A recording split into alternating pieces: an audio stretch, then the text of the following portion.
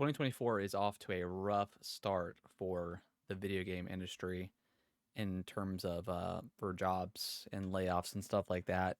Hey guys, my name is Harrison. Welcome back to the channel, and got some pretty depressing news. I don't typically talk about layoffs because it's just not fun. But obviously everybody knows the news about um, Microsoft laying off a whole bunch, almost 2,000 of the various Xbox teams, um, around that are under Xbox Game Studios.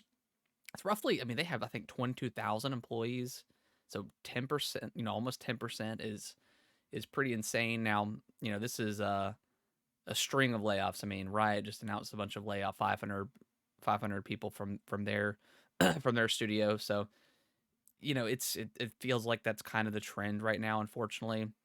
So let's talk about the highlights, and then I just kind of want to give my overall opinion about the matter, and stuff that I'm like a little bit bothered with. So, um, this is coming from I'll have the article linked if you guys want to check it out.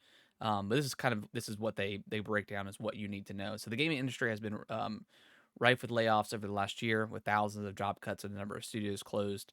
Microsoft is cutting 1,900 jobs across Activision Blizzard, which it sounds like it's majority of Activision Blizzard, um, Xbox Game Studios, and ZeniMax Media.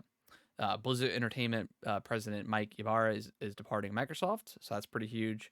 And then it says most of the cuts appear to be at Blizzard Entertainment, with the previously teased survival game canceled.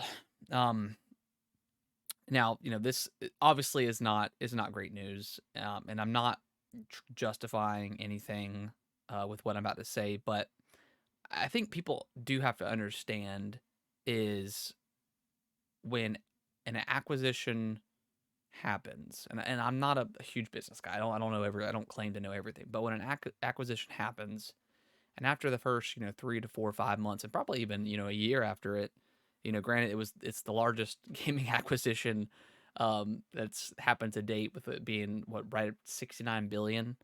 Um, but after Xbox acquires all the studios, and I don't know, they do a tally of the new employees, what their various job positions are. They probably look at the big picture, and they may have people that they feel more confident in, is probably a bad way to put it, that they can maybe shift around or something like that. But again, it's a restructuring, so they have to kind of make the financial decision, to cut a lot of jobs in this situation. Maybe they just had, maybe Blizzard just had too many employees. We don't really know. I doubt we'll ever find out. But again, like I'm not justifying anything. Like cutting a getting a layoff is horrible, and I can't even imagine, especially at the start of the new year. I can only hope that their severance package was adequate, that can sustain them for at least a few months while they're out of a job, and hopefully can find some really quick. And also, I mean, also on top of the news, where Microsoft is the second what tech company to reach 3 trillion.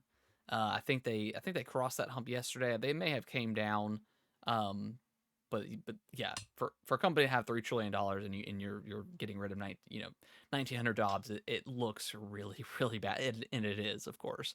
And then you can also think, CEOs of various departments of Microsoft, they're making tens of millions of dollars. Like, could they potentially, you know, could they take a pay cut? They're not going to, but they probably should. Um, but again, this isn't necessarily prior. This is after the acquisition, and it looks like, again, they're cutting a lot of Blizzard employees.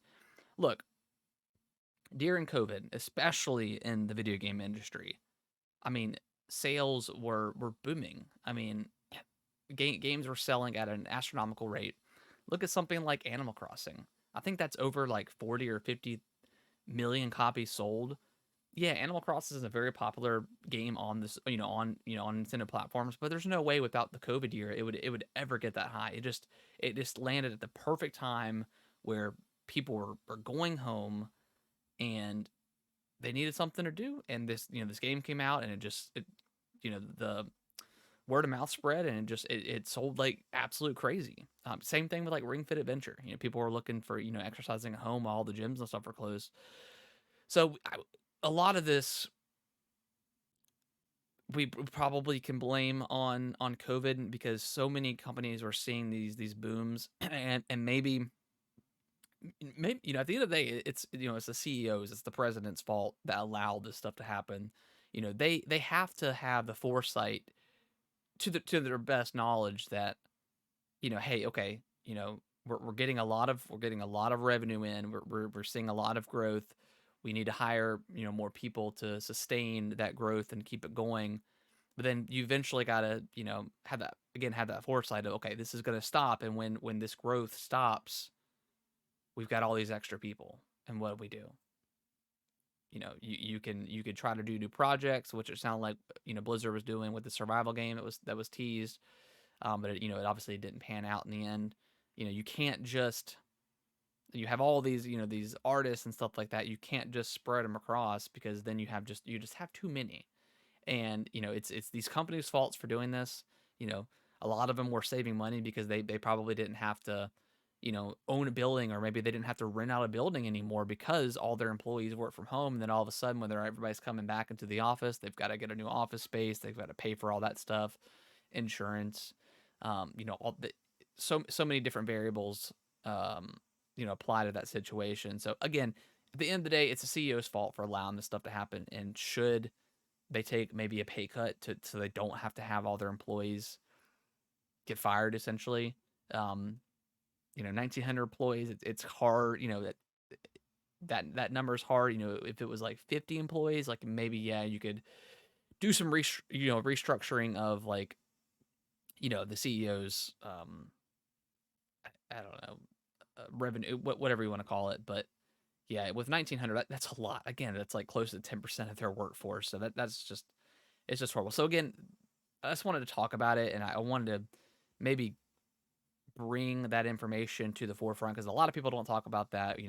Yes, it was an acquisition, but there's always going to be restructuring with an acquisition.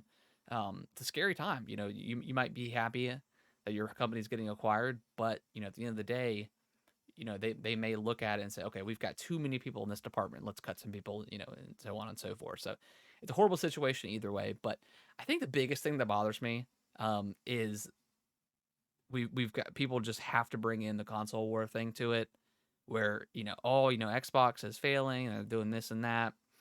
And it's like why? It's like all these other companies are doing it. You don't see this discourse. It's because it's the big three is why there's the situation.